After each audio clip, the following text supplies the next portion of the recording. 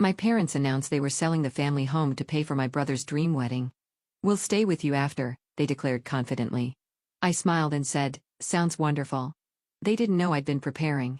When they showed up, "We're selling the house," my mother announced over Sunday dinner, her voice cutting through the comfortable chatter like a knife through warm butter for Tyler's wedding. Of course, I nearly choked on my roasted chicken. My father nodded approvingly beside her as if this was the most reasonable decision in the world. My brother Tyler, sitting across from me with his fiancée Jessica, beamed, like he just won the lottery. "You're what?" I managed, setting down my fork with shaking hands. "The Morrison family estate." My mother continued dabbing her lips with her napkin. "Tyler and Jessica deserve a fairy tale wedding, and we want to give them the best start possible. The house should cover the cost beautifully. My name is Rooney Thompson. I'm 35 years old and I work as a senior marketing coordinator for Bright Vale Mining in Birmingham, Alabama. I've spent my entire adult life building a stable career while watching my parents bend over backward for my younger brother. But this was beyond anything I could have imagined. Where will you live?" I asked, though I had a sinking feeling I already knew the answer. My father cleared his throat. "Well, we figured we could stay with you temporarily, just until we find something suitable temporarily." I repeated the word, tasting bitter in my mouth. Tyler leaned forward eagerly. "Rooney, you should see the venue Jessica found. It's this incredible mansion with gardens and a ballroom. The whole thing will be like a movie." Jessica nodded enthusiastically, her engagement ring catching the light. "We're thinking 200 guests, maybe more, live orchestra, professional photographers. The works." I stared at them, processing the magnitude of what they were asking. My parents had raised me in that house. Every childhood memory I had was tied to those walls, that garden, the creaky stairs I'd climbed thousands of times. "How much are we talking about?" I asked quietly. "The wedding will cost around $80,000. My mother said proudly, "Nothing but the best for our Tyler, $80,000 for one day." Meanwhile, I'd been living in a modest 2-bedroom apartment for years, saving every penny I could because I knew that someday I might need to help my parents in their old age. I just never imagined they'd sell their security for a party. "And you've already decided this?" I asked. "Of course," my father said. "Family comes first, Rooney. You understand that?" I smiled and nodded, but inside a cold realization was settling in.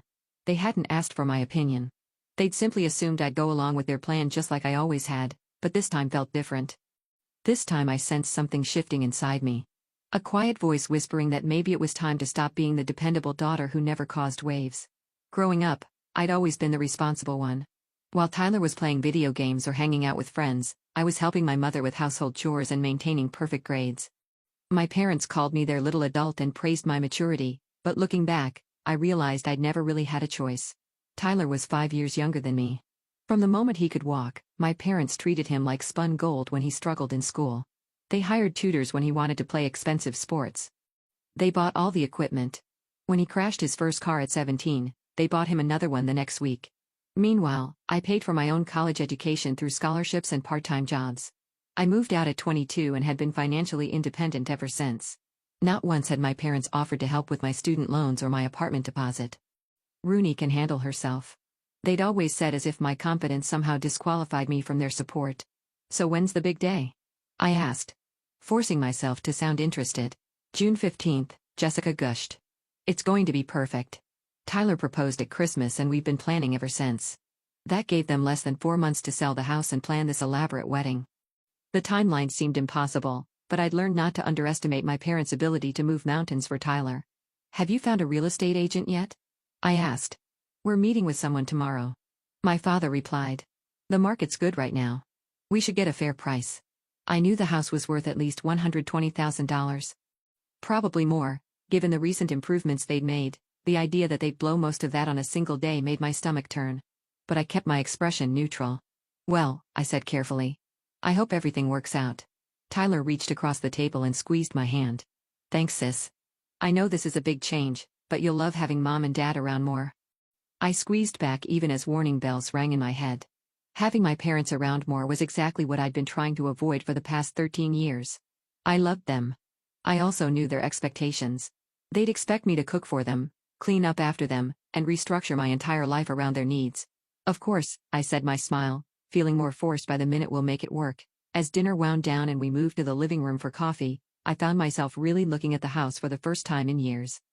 The family photos lining the mantelpiece, the worn spots on the hardwood floors where we'd played as children. The kitchen window where my mother had always stood washing dishes. Soon, all of this would belong to strangers. Something was definitely wrong with this picture, but I wasn't quite ready to name what it was. 2 weeks later, I was sitting in my office reviewing quarterly marketing reports when my phone buzzed with a text from my mother. House showing went great. 3 offers already. Tyler's wedding is going to be amazing. I stared at the message, feeling that familiar knot forming in my stomach. The reality was setting in faster than I'd expected. I typed back a brief congratulations and tried to focus on my work, but my mind kept wandering that evening. Tyler called me directly. "Rooney, you won't believe it. Mom and Dad got an offer for $130,000. They're accepting it." "That's wonderful." I said, though wonderful wasn't the word I'd have chosen. "The closing is in 3 weeks. Mom wants to know if they can start moving some stuff to your place." This weekend I paused. Looking around my carefully organized apartment, my 2-bedroom space was comfortable for 1 person. But adding 2 more people would be like shoving 3 elephants into a phone booth this weekend. I asked just some clothes and personal items. Tyler assured me the buyers want to move in pretty quickly, so Mom and Dad need to be out by the 1st of next month. "Tyler, can I ask you something?" "Sure." "Have you thought about what happens after the wedding? I mean, where Mom and Dad will live long term?" There was a pause. "I figured they'd stay with you until they found something." "Why is that a problem?" "The casual way?" He said it like my entire life was disposable, like my space and privacy meant nothing hit me harder than I'd expected. "It's just that my apartment is pretty small," I said carefully. "Come on, Rooney. You've got 2 bedrooms and it's only temporary." Only temporary. Those words echoed in my head long after we hung up. I'd heard them before when Tyler had stayed with me for just a few weeks after college graduation, when my parents had needed help with their taxes and ended up camping in my living room for a month. Temporary, and my family's vocabulary seemed to mean indefinite. I walked to my kitchen window and looked out at the city lights of Birmingham. I'd worked so hard to build this life, this sanctuary, every piece of furniture, every carefully chosen decoration. Every quiet evening I spent reading or watching movies, it was all about to be disrupted, but it was more than just the inconvenience. It was the assumption that I'd just go along with it, that my life was somehow less important than Tyler's dreams. They'd sell their house for his wedding and expect me to pick up the pieces afterward. That night, I lay in bed staring at the ceiling, and for the first time in my life I felt something I'd never allowed myself to feel before: anger. Real deep burning anger at the unfairness of it all. I'd been the good daughter for 35 years, maybe it was time to try something different, but I wasn't ready to act on that anger just yet. Instead, I smiled and began to plan the following. Saturday morning my doorbell rang at 8 a.m. sharp. I opened it to find my parents standing there with enough suitcases and boxes to outfit a small army. Surprised, my mother chirped, pushing past me with an armload of hanging clothes. "We thought we'd get an early start." My father followed with a stack of boxes labeled kitchen essentials, bedroom items, and important papers behind them. Tyler was unloading even more boxes from his truck. "I thought you said just some clothes and personal items," I said, watching in horror as they began colonizing my living space. "Well, we got a little carried away," my mother admitted, hanging her clothes in my coat closet. "This is so exciting. It'll be like old times." I highly doubted that old times hadn't involved sharing a bathroom with my parents, or having my mother rearrange my kitchen because she didn't approve of my organizational system. Within 2 hours, my apartment was unrecognizable. My mother had taken over the kitchen, reorganizing my cabinets, and declaring that my coffee maker was inadequate for 3 adults. My father had claimed my home office as his temporary command center, spreading his paperwork across my desk and connecting his ancient computer to my internet. "Where am I supposed to work?"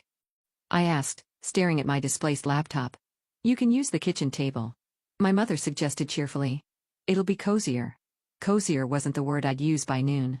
I felt like a stranger in my own home. My parents had settled in with the confidence of people who'd never doubted their welcome. "Tyler's picking out his tuxedo this afternoon," my mother announced over lunch. "Jessica's dress cost $3,000. Can you imagine? But she looks like a princess in it. $3,000 for a dress she'd wear. Once I calculated quickly, that was half of what I paid in rent for an entire year." "Speaking of money," my father said, we might need to borrow a little from you to cover some of the wedding expenses just until everything sells." I nearly choked on my sandwich. Borrow money? I thought the house sale was covering everything. "It is. Mostly," my mother said quickly. "But there are some extra costs we hadn't planned for. The flowers alone are running $1,500 more than we expected." "How much do you need?" I asked, though I was already dreading the answer. "Maybe 5,000. My father said as if it were pocket change. "Tyler's bachelor party is going to be in Las Vegas and we want to help with that too." $5,000 for a bachelor party. I felt the blood rushing to my face, and of course, we'll pay you back as soon as the house closes. My mother added. The house already sold. I pointed out, you said you accepted an offer. My parents exchanged a look. I couldn't quite read. Well, there's been a small complication. My father admitted the buyers want to renegotiate the price. Something about the inspection. What kind of complication? They found some issues with the foundation and the roof. Nothing major, but they want us to lower the price by $20,000, $20,000. Suddenly the math wasn't working anymore. If they'd planned to spend $80,000 on the wedding and the house sold for only $110,000 instead of $130,000, where would they live afterward? Are you still planning to take the offer? I asked. We have to. My mother said. Tyler's already put deposits down on everything. The wedding is in 3 months. I looked around my crowded apartment, understanding dawning on me like a cold sunrise. This wasn't temporary. They'd burned their bridges and expected me to be their safety net, not just for a few weeks, but indefinitely. The responsible daughter in me wanted to say yes, to write the check and solve their problems, but something else. Something harder and angrier was stirring inside me the next few weeks, blurred together in a haze of wedding planning, chaos, and increasingly crowded living conditions. My parents had officially moved in claiming they needed to be out of the house for showings and inspections, but it was becoming clear that they had no concrete plans for moving out. Every morning I woke up to find my mother reorganizing something else in my apartment. She'd rearranged my bathroom cabinet, declaring my skincare routine too complicated, and had started cooking elaborate meals that left my kitchen looking like a disaster zone. My father had commandeered my coffee table as his secondary workspace, spreading wedding vendor contracts and budget spreadsheets across every available surface. The $5,000 they'd asked to borrow had somehow become $7,000, then $10,000 as more unexpected expenses kept cropping up. The caterer needs a deposit by tomorrow, my mother announced one Tuesday evening as I tried to eat my dinner in peace. It's only another $3,000, only. I repeated, setting down my fork. Tyler's so stressed about everything. She continued, oblivious to my tone. This wedding needs to be perfect. He's our only son, and Jessica's family has such high standards. That was news to me. Every time I'd met Jessica's parents, they seemed like perfectly reasonable middle-class people. They weren't the ones demanding an $80,000 wedding. What about after the wedding? I asked. Have you looked at any apartments?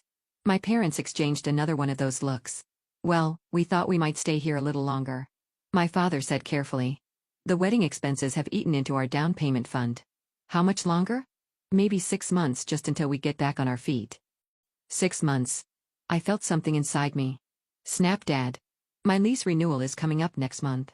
If you're staying 6 months, I need to know so I can plan accordingly. Oh, don't worry about that. My mother said brightly. We can help with the rent increase. Consider it our contribution. They had no idea that I'd been planning to move to a bigger place. After my lease was up, I'd been saving for a house down payment of my own, dreaming of a little place with a garden, and enough space for a proper home office. Those dreams were evaporating as quickly as my savings account. That weekend, Tyler stopped by to show off his wedding rings. He seemed oblivious to the tension in the apartment, chattering excitedly about the bachelor party plans and the honeymoon in Italy that my parents were also helping to fund. Rooney, you're the best for letting Mom and Dad stay here, he said, giving me a hug. I know it's cramped, but think of all the memories you're making. Memories. That was one way to put it. After he left, I found myself standing in my bedroom, the only space in the apartment that still felt remotely mine, and making a decision I'd been avoiding for weeks. I pulled out my laptop and started researching property management companies, rental agreements, tenant rights. I spent hours reading about legal protections for leaseholders and the process for adding unauthorized occupants to rental agreements. What I discovered was illuminating. My parents had been living in my apartment for over a month without being on the lease. My landlord could technically evict all of us if he found out. Moreover, if they stayed 6 months as planned, they might be able to claim tenant rights, making it nearly impossible for me to ask them to leave. I was trapped, and they either didn't realize it or didn't care, but I was done being the accommodating daughter. It was time to remind my family that actions had consequences and that their safety net might not be as secure as they thought. The breaking point came 3 weeks before Tyler's wedding. I came home from work to find my mother hosting what appeared to be a full bridal shower planning committee meeting in my living room. 8 women I'd never met were crowded around my coffee table, making decisions about centerpieces and party favors. Rooney, my mother, exclaimed when she saw me. Perfect timing. These are Jessica's aunts and cousins. We're finalizing the bridal shower plans. I stood in my own doorway holding my briefcase and staring at the invasion of strangers who were eating off my dishes and using my furniture as their personal planning headquarters. "The shower's going to be beautiful," one of Jessica's aunt gushed. "Your mother has such wonderful ideas.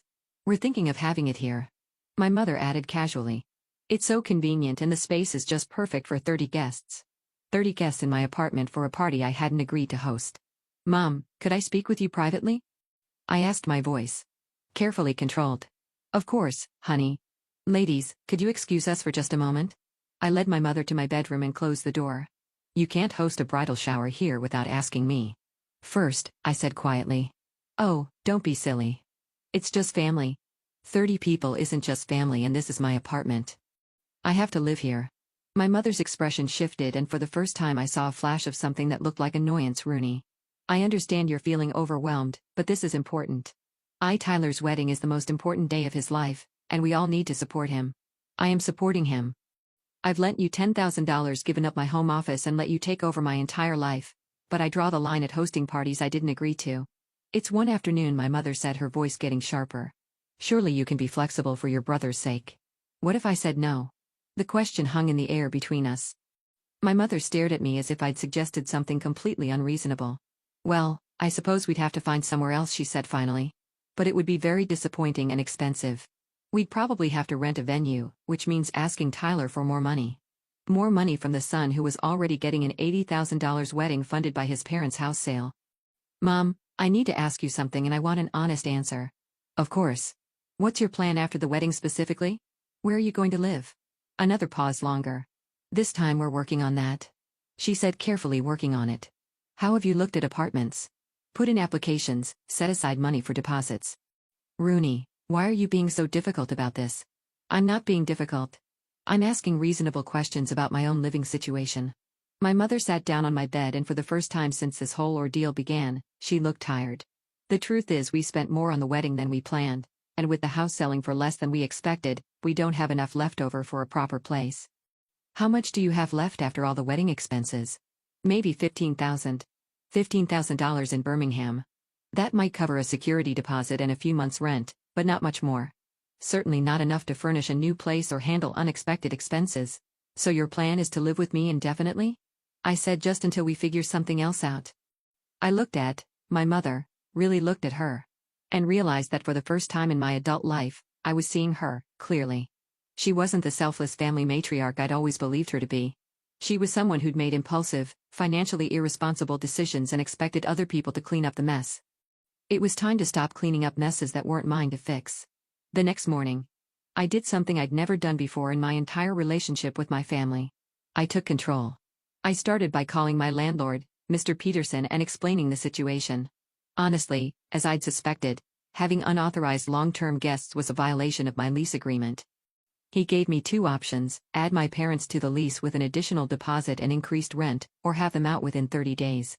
"I'll need them out," I told him. I called the bank and put a freeze on any further withdrawals from my savings account. I'd already lent my parents $10,000, but I wasn't going to be their unlimited ATM anymore. Then I made the hardest call of all. "Tyler," I said when he answered, "we need to talk." "Sure, what's up?" "I need Mom and Dad out of my apartment by next Friday." Silence. "What do you mean?" "I mean exactly what I said. My landlord has informed me that having long-term guests violates my lease. They need to find somewhere else to stay, but the wedding is in 2 weeks. I know when the wedding is.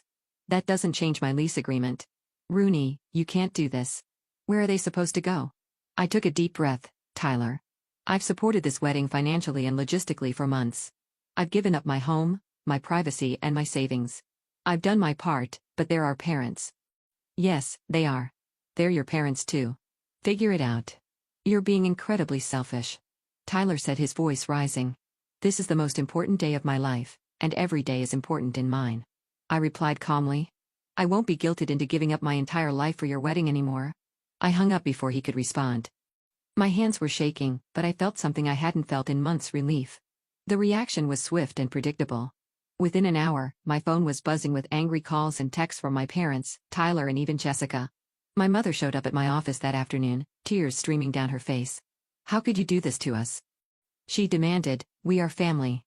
Family doesn't mean I have to sacrifice everything for everyone else's choices." I replied quietly. What are we supposed to do? We have nowhere to go. I reached into my desk drawer and pulled out a folder I'd prepared that morning. Inside were printouts of available rental apartments in Birmingham, along with contact information for temporary housing services and extended stay hotels. Here, I said, handing her the folder. I've done some research. There are several options that would work within your budget. She stared at the papers as if they were written in a foreign language. Rooney, we can't afford any of these, not with the wedding expenses. Then maybe the wedding expenses need to be reconsidered. The words hung in the air between us for the first time in this entire ordeal. I'd said what we were both thinking.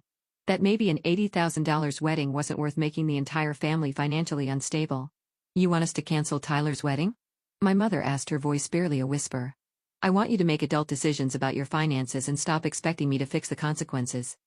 I said firmly. You chose to sell your house for this wedding. You chose to spend beyond your means.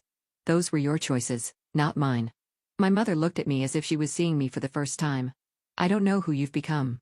She said, finally. I've become someone who values herself enough to set boundaries. I replied, it's long overdue. She left without another word, and I knew the real battle was just beginning. The following week was a whirlwind of family drama that I watched unfold from a safe distance. Tyler called me daily, alternating between anger and pleading. Jessica's parents, apparently sensing the financial instability, began asking pointed questions about the wedding budget. My parents, faced with the reality of finding new housing with limited funds, finally started making practical decisions. They found a small furnished apartment in a less expensive part of town, using most of their remaining savings for the deposit and first month's rent. The bridal shower was moved to Jessica's aunt's house. Several wedding expenses were cut, including the live orchestra and the elaborate flower arrangements. Tyler was furious, but he had a choice. Scale back the wedding or find another family member willing to bankroll his dreams. Since I was the only one with both the means and the previous willingness to help, and I was no longer playing that role, reality set in quickly. The most telling moment came when my father called me 3 days before the wedding. Rooney. He said, his voice weary. I owe you an apology. For what, specifically? For taking advantage of your generosity.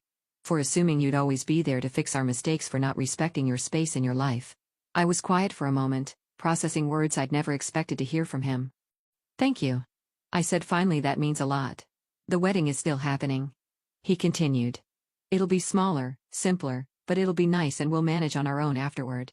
I'm glad to hear that. Are you still coming? I'd been wondering about that myself.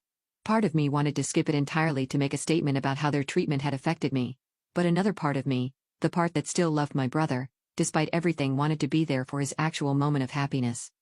Yes, I said, I'll be there. The wedding day arrived with typical June weather in Birmingham, hot and humid with afternoon thunderstorms threatened. The venue was still beautiful, just smaller than originally planned. Tyler looked handsome in his tuxedo, and Jessica was radiant in her $3,000 dress. During the ceremony, I found myself thinking about family and sacrifice and the difference between supporting people you love and enabling their poor decisions. I'd spent so many years believing that love meant saying yes to everything. That boundaries were selfish. But watching Tyler and Jessica exchange vows, seeing my parents sitting together in the front row of their more modest venue, I realized that sometimes the most loving thing you can do is force people to face reality. After the reception, Tyler found me by the parking lot. Rooney. He said, looking sheepish. I owe you an apology too. What for? For taking you for granted. For assuming your life was less important than mine, for never considering what all of this cost you. I hugged my little brother, feeling some of the tension between us. Finally, ease. I love you, Tyler. I always will, but I won't be your family's unlimited safety net anymore. I understand, he said, and I respect that. As I drove home that evening to my quiet, organized apartment, my space, my sanctuary, my life reclaimed, I felt something I hadn't experienced in months: peace. My parents found their footing in their new apartment and learned to live within their actual means.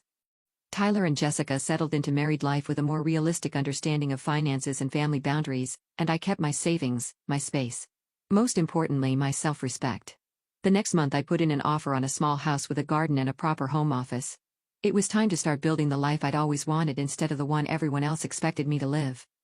Looking back on my revenge journey, I realized it wasn't really about punishing my family.